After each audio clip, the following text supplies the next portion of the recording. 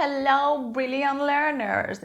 If you've ever got confused using the words still, even, you're not alone. So today, we're diving into how to use each one naturally with examples you will actually want to remember. Let's go. Let's start with still.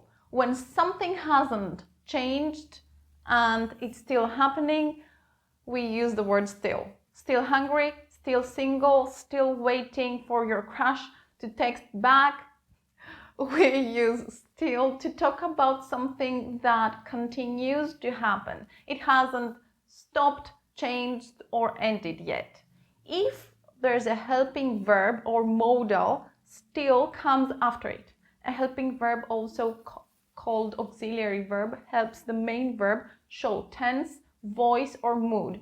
Common helping verbs: am, is, are, was, were, have, has, had, will, would, be, been, being.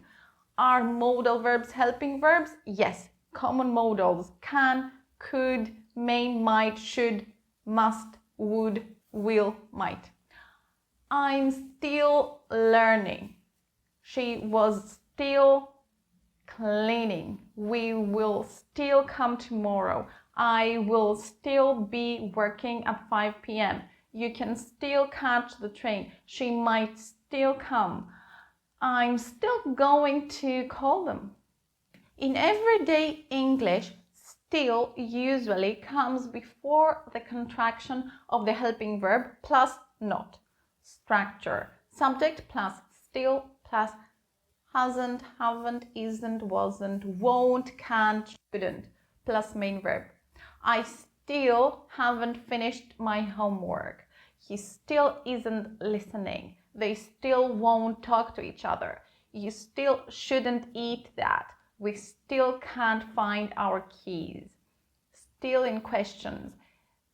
Still usually comes right after the subject. Structure: helping verb or modal verb plus subject plus still plus main verb. When you ask a question, put still right after the person you're talking about. Like, do you still love me? Ouch, right? Present simple: does she still work at the bank? Present continuous: are they still talking? Past simple: did you still believe him back then? Past continuous: was she still sleeping when you left? Modal verbs: can you still hear me? Should I still bring the snacks? Now, let's talk about even. How to use even in natural spoken English. Even is all about emphasis and surprise. It's used to highlight something that's unexpected or extreme. It's like saying, wow, I wasn't expecting that. That's a bit much. Even usually comes after the subject and before the word or phrase you're emphasizing, often the verb or object. Structure: subject plus even plus main verb, object or phrase. She even brought her dog to the office. They even invited my ex. Okay. I even cried during the movie. We even stayed the night. He even remembered my birthday. In negative sentences, even comes after the helping verb or modal verb, like don't, didn't, can't, won't, and before not. Structure: helping or modal verb plus even plus not plus main verb. Present simple negative: she doesn't even care. He doesn't even like pizza. I don't even know her name. Past simple negative: they didn't even say goodbye. He didn't even text me back. I didn't even get a chance to speak. Modals: she can't even boil water. I can't even speak right now. He won't even try. You shouldn't even be here. They might not even come. They can't even afford rent. In questions, even comes after the subject and is usually placed before the main verb. It emphasizes the surprise or extent of the situation. Structure: helping verb plus subject plus even plus main verb. Do you even care? Does he even know what happened? Did she even say sorry? Can you even imagine that? Will they even show up? We use even to show that something is more extreme, surprising, or impressive than something else. Use even before a comparative adjective or adverb. Structure: subject plus verb plus even plus comparative adjective or adverb plus than. This book is even better than the first one. She arrived even earlier than me. The test was even harder than we expected. That restaurant is even more expensive than the 5-star one. The weather forecast says it's going to get even colder this week.